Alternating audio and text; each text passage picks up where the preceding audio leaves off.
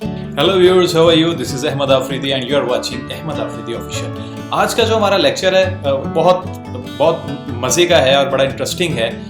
वो है जिफ के बारे में। ये जिफ बेसिकली है क्या? ये जिफ एक फॉर्मेट है जो कि हम नॉर्मली पिक्चर्स इमेज के लिए यूज़ करते हैं। जिफ का मतलब होता है ग्राफिक्स इंटरचेंज फॉर्मेट। ये जिफ का ये एक लॉसलेस फॉर्मेट है। जिस तरह जेपैग है, ये उसमें आपको पता है जब हम जेपैग में कन्वर्ट करते हैं किसी इमेज को तो उसकी क्वालिटी थोड़ी कंप्रोमाइज़ हम करते हैं। बट ये जो जिफ होता है ये लॉसलेस फॉर्मेट होता है और इसमें क्वालिटी पे हम ज़्यादा कंप्रोमाइज़ नहीं करते और ये आपको अच्छी क्वालिटी में फॉर्मेट ये अवेलेबल होता है। जिफ बेसिकली एक इमेज बेस्ड एनिमेशन होता है जो कि नॉर्मली हम वेब के लिए यूज़ करते हैं। इसमें लॉसलेस फॉर्मेट है, इसी वजह से हम इसको बहुत ज़्यादा इंटरनेट के लिए यूज़ करते हैं। आप अपने अभी रिसेंटली ईद गुजरी है तो आपने देखा होगा आपके मोबाइल पे ईद मुबारक के मैसेजेस, गुड मॉर्निंग के मैसेजेस हम अक्सर रिसीव करते हैं। तो वो डिफरेंट इमेजेस होते हैं जो कि बार बार चल रहे होते हैं और वो आपको बार प्ले की भी प्रेस करने की जरूरत नहीं पड़ती, वो एक कॉन्टिन्यूअस लूप की शक्ल में चल रहे होते हैं। तो ये सारे जिफ होते हैं। तो आज का बेसिकली हमारा लेक्चर यही है कि हम फोटोशॉप में जिफ कैसे बनाएंगे और इसको हम कैसे ट्रीट करते हैं। Image based different images based GIF कैसे बनाते हैं और एक इमेज की जो एनिमेशंस हैं वो हम कैसे बनाते हैं। तो आए चले देखते हैं कैसे बनता है। ये एक फाइल है मेरे पास, ठीक है जी। अच्छा, एक मैं आपको सबसे पहले जिस तरह मैंने आपको बताया कि ये बेसिकली इमेज बेस्ड एनिमेशन होती है। तो आप कोई भी एक इमेज उठाइए। सबसे पहले बेसिक एनिमेशन मैं आपको समझा देता हूँ ताकि आपको किसी किस्म की कोई कंफ्यूजन ना रहे। उसके बाद हम डिफरेंट जो फ्रेम होते हैं फोटोशॉप में उसके साथ हम कैसे जिफ बनाते हैं हम ये देखेंगे। तो सबसे पहले मैंने एक कोई फाइल इंपोर्ट करता हूँ। चलें, ये एक बॉल मैंने उठाया है, ये वाला। इसको मैंने उठा के ये यहाँ पे ये रखा है, ये बॉल। अब एनिमेशन ये है कि ये यही फोटोशॉप में ही ये मूव करता रहे। सो यही एनिमेशन है। तो ये जिफ की सूरत में ही हम बना सकते हैं। तो यहाँ पे सबसे पहले आपने क्या करना है, जैसे ही आप ये दोनों फाइलें यहाँ पे रखेंगे, देखें दो लेयर्स हैं यहाँ पे, एक आपकी बॉल वाली लेयर है और एक पीछे बैकग्राउंड वाली लेयर है। तो सबसे पहले आपने विंडोज में जाना है। विंडोज में आपके पास यहाँ पे एक ऑप्शन नजर आ रहा है जिसको हम कहते हैं टाइमलाइन। मैंने इस टाइमलाइन को मैं क्लिक करूंगा तो आप देख रहे होंगे कि नीचे एक टाइमलाइन ओपन हो गई है। ये आपके सामने, इसमें आप डिफरेंट फ्रेम्स वीडियो की सूरत में, लेयर्स की सूरत में और फ्रेम की सूरत में यहाँ पे आप एनिमेशन बना सकते हैं। तो यहाँ पे ऊपर लिखा गया है क्रिएट फ्रेम एनिमेशन और अगर आप इसको खोलें तो लिखा हुआ है क्रिएट वीडियो एनिमेशन। चूंकि हमने फ्रेम के साथ एनिमेशन बनानी है तो मैंने फ्रेम को ही सिलेक्ट किया हुआ है और इसको मैंने क्लिक किया। तो यहाँ पे आप देखें कि एक आपको फ्रेम नजर आ रहा है जो बिल्कुल यही वाला है। अगर मैं इसको यहाँ पे मूव करता हूँ तो देखें इधर भी मूव हो रहा है। अगर मैं इसको यहाँ पे रख रहा हूँ तो ये इधर भी आपको सेम फ्रेम नजर आ रहा है। अच्छा, इस फ्रेम के साथ ही हमने एनिमेशन बनानी है। अगर आप इस फ्रेम के नीचे देखें तो ये नीचे आपको 0 सेकंड लिखा हुआ नजर आ रहा है, यानी कि आप इसकी टाइमिंग भी अपनी मर्जी से चेंज कर सकते हैं कि ये फ्रेम कितनी देर के लिए रहेगा। अब मैंने इसकी एक एनिमेशन बनानी है तो सबसे पहले मैं क्या करूंगा, मैं एक ये यहाँ पे रख के मैंने फर्ज कर लें मैंने यहाँ पे रखा और इसकी एक एनिमेशन ये बना दी। उसके बाद ये आपको एक टैब नजर आ रहा है जिसका मतलब है क्रिएट न्यू फ्रेम। आप यहाँ पे एक डुप्लीकेट फ्रेम सेलेक्ट भी कर सकते हैं, बना सकते हैं। मैंने इसको क्लिक किया तो ये देखें डुप्लीकेट फ्रेम भी आ गया है। और दोनों फ्रेम में अगर आप गौर से देखें तो एक फ्रेम में आपको लाइन से ये हाईलाइटेड नजर आ रहा है। इसका मतलब ये वाला फ्रेम इस वक्त सिलेक्टेड है। और अगर इस वक्त मैं जो भी इसमें मूव करूंगा तो ये देखें ये आपको इस वाले फ्रेम में नजर आ रहा है। इस वाले फ्रेम में खाली है और इस वाले फ्रेम में ये बिल्कुल आपको सेंटर में नजर आ रहा है। अच्छा, अब ये दो फ्रेम बन गए हैं। अब मैंने अगर इसको प्लेबैक लेना चाहूँ दो फ्रेम का तो सबसे पहले मैं आपको बताता हूँ कि मैं यहाँ पे इसकी टाइमिंग मार्क कर लेता हूँ कि जी पहला फ्रेम है वो कितने सेकंड के लिए मुझे नजर आए। वो मैंने 1 सेकंड पे इसको रखा है और दूसरा फ्रेम भी मैंने 1 सेकंड पे ही रखा है। अब जब अगर मैं इसको प्लेबैक करूंगा तो यहाँ पे एक और मैं आपको चीज बताता चलूं, यहाँ पे आपके पास 3 ऑप्शन है कि ये एक दफा प्ले करके, अगर आप वंस को क्लिक करेंगे तो ये एक दफा प्लेबैक लेके स्टॉप हो जाएगा। अगर आप 3 टाइम को क्लिक करेंगे तो ये 3 टाइम प्लेबैक होगा और फिर ये स्टॉप होगा। अगर ये आप फॉरएवर क्लिक करेंगे तो ये फॉरएवर चलता रहेगा। लेकिन अगर आप इसके अलावा कोई और ऑप्शन में जाना चाहें, अपनी मर्जी का कोई टाइम देना चाहें तो यहाँ पे आप अपनी मर्जी के सेकंड्स भी दे सकते हैं। तो इस वक्त फिलहाल मैंने इसको 3 टाइम कर दिया है और मैं अब इसको प्ले कर रहा हूं, ये देखिए।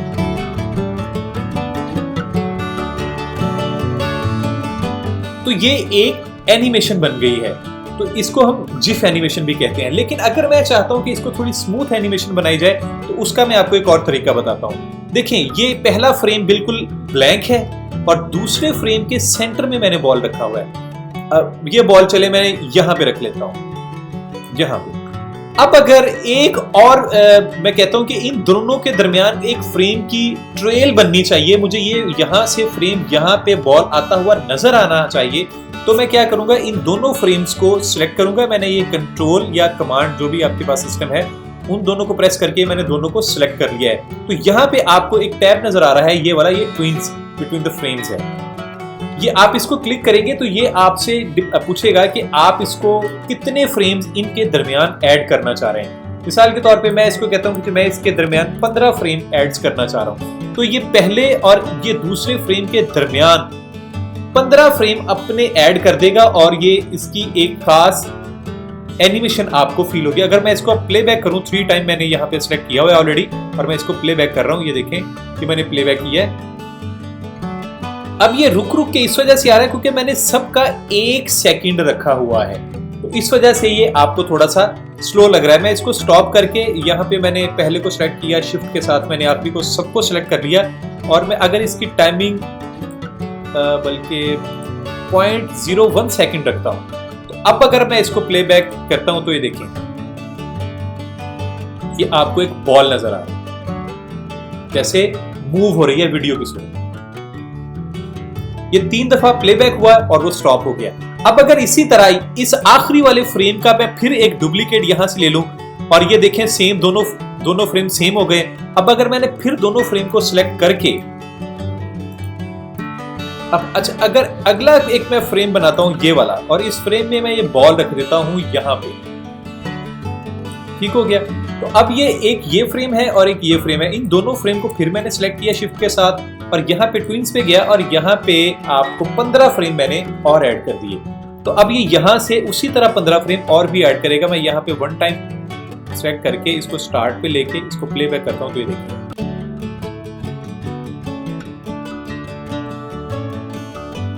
अब अगर मैं इसको 3 टाइम या फॉरएवर प्ले करता हूं तो ये प्ले होता रहेगा।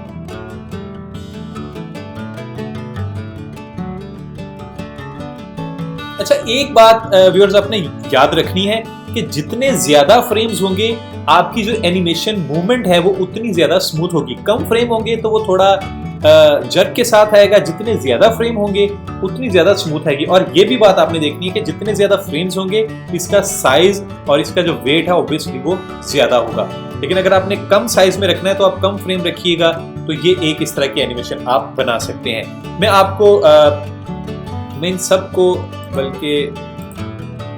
मैं आपको ये दोबारा बताता हूँ। ये मैंने सारा कुछ डिलीट कर दिया है, अब मैं आपको दोबारा बताता हूँ कि ये मैंने एक बॉल लेके आया हूँ, ये मैंने यहाँ पे रखी है ये बॉल, ठीक हो गया जी।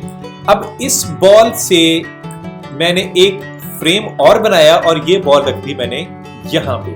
अब अगर ये मैं इन दोनों फ्रेम के दरमियान दोनों को सेलेक्ट करके ट्विंस को क्लिक करके इसमें 5 फ्रेम ऐड कर देता हूँ, तो ये देखिए 5 फ्रेम की एनिमेशन बनाएगा। ये मैंने फॉरएवर सिलेक्ट किया और मैं यहाँ से प्लेबैक ले रहा हूँ, ये देखें ये आपके सामने ये एक एनिमेशन चल रही है। लेकिन अगर इन दोनों फ्रेम्स के दरमियान मैं जो ट्विंस की जो ट्रेल है वो मिसाल के तौर पे 25 रखता हूं, तो ये पहले से स्मूथ आपको ये नजर आएगी। ये देखिए अब ये चूंकि कॉन्टिन्यूस लूप की सूरत में चलता रहता है और ये फॉरएवर मैंने सेलेक्ट किया हुआ था, तो ये फॉरएवर ही चलता रहेगा अनटिल अनलेस आप इसको खुद से स्टॉप नहीं करेंगे। अच्छा, ये भी मैंने किया खत्म। अब मैंने आपको ये बात बतानी थी कि जब आप ये इस तरह की ट्रेल बना लेते हैं तो आप फिर इसको सेव भी करना होता है। अब इसको सेव आपने कैसे करना है, ये देखें, चूंकि ये वेब बेस्ड होता है तो आपने यहाँ पे जाना है फाइल में जाके आपने यहाँ पे करना है इसको एक्सपोर्ट जब आप करते हैं तो यहाँ पे सेव फॉर वेब आपको ये नजर आ रहा है। मैं इसको क्लिक करता हूँ तो यहाँ पे आपके सामने एक डायलॉग बॉक्स खुलता है। ये आपके सामने एक फ्रेम डायलॉग बॉक्स खुलता है। यहाँ पे सबसे पहले आपने मेक श्योर करना है कि यहाँ पे आपने जो फॉर्मेट है वो आपका जिफ सिलेक्ट होना चाहिए। यहाँ पे सिलेक्टिव ही रहने दें, अडॉप्टिव भी बेहतर है, लेकिन यहाँ पे सिलेक्टिव बाय डिफॉल्ट है, ये ठीक है। ये आपको एग्जैक्टली उसका साइज बता रहा है, चूंकि ये बहुत बड़ा साइज है तो मैं इसको कर देता हूँ, कोई हाफ कर देते हैं, इसको 700 कर देते हैं। तो ये मैंने एक छोटे फ्रेम साइज में ये वाली एक फाइल, बल्कि इसको 1000 कर देते हैं। ये मैंने फ्रेम साइज इसका यहाँ पे ये रख लिया है। अब आपको अगर आप इसका सेव करना है, अपने यहाँ पे इसको सेव करना है। जब आप इसको सेव करेंगे तो ये आपसे लोकेशन और उसका नाम भी पूछेगा, तो यहाँ पे आप अपनी मर्जी से उसका लोकेशन और नाम भी दे सकते हैं। तो मैं डेस्कटॉप के ऊपर टेस्ट बॉल के नाम से .html ये मैंने ये सेव कर लिया है। यहाँ पे आपके पास दो डिफरेंट इमेजेस है, आप इसको इमेज के तौर पे भी सेव कर सकते हैं और सिर्फ HTML भी सेव कर सकते हैं। अगर चाहें तो दोनों भी सेव कर सकते हैं। मैंने HTML और इमेज दोनों ही सेव किए हैं टेस्ट बॉल के नाम से। ये मैंने इसको सेव कर लिया है डेस्कटॉप के ऊपर। यहाँ से मैं इसको प्रेस कर दूंगा सेव को। अब मैं इसको मिनिमाइज करता हूँ। तो ये डेस्कटॉप पे अगर आप देखें तो ये टेस्ट बॉल के नाम से ये आपको यहाँ पे ये नजर आ रही है। तो आप इसको उठा के किसी भी HTML फाइल पे फेंकें और ये आपके सामने ये चल रही है।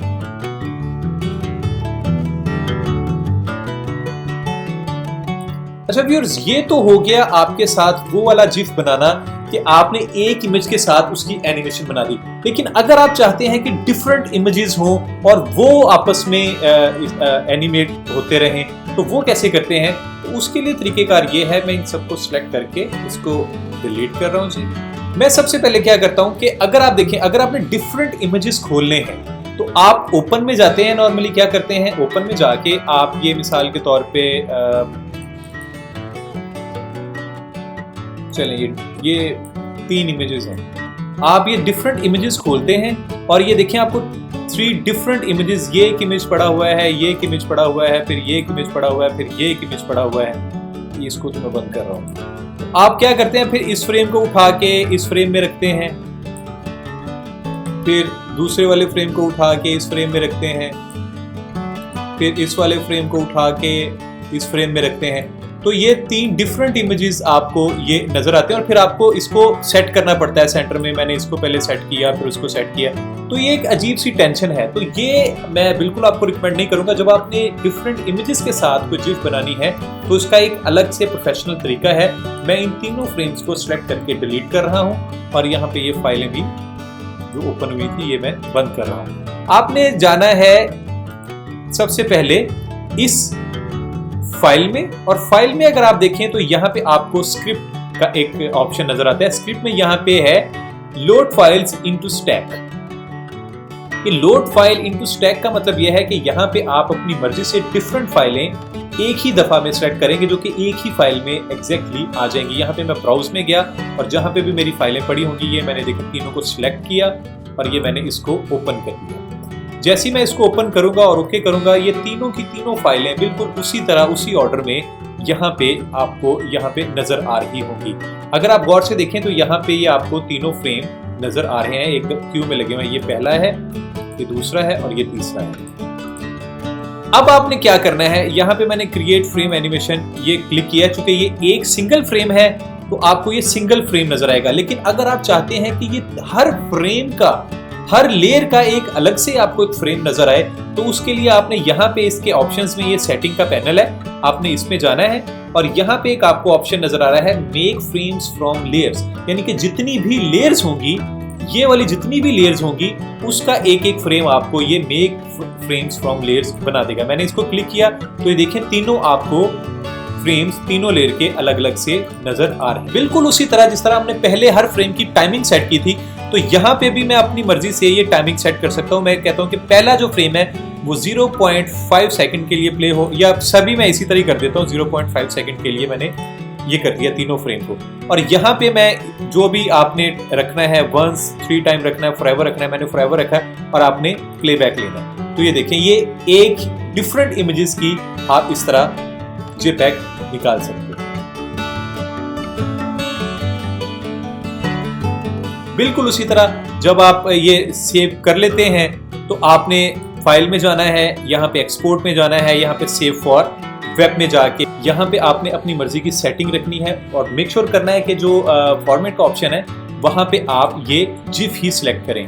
यहाँ पे सिलेक्टिव या अडॉप्टिव आप सिलेक्ट कर सकते हैं। यहाँ पे फ्रेम साइज है आपका, जितना भी आप फ्रेम साइज रखना चाहें वो आप रख सकते हैं। मैं इसको थोड़ा छोटा कर देता हूँ, 1280x720 कर देता हूँ। और यहाँ पे फिर आपने इसको ऑप्शन देना है कि ये आपने वंस के लिए रखना है, फॉरएवर के लिए रखना है, या आप डिफरेंट जितने नंबर्स के लिए आप चलाना चाहें वो आप प्लेबैक ले सकते हैं। तो मैंने इसको सेव का बटन प्रेस किया।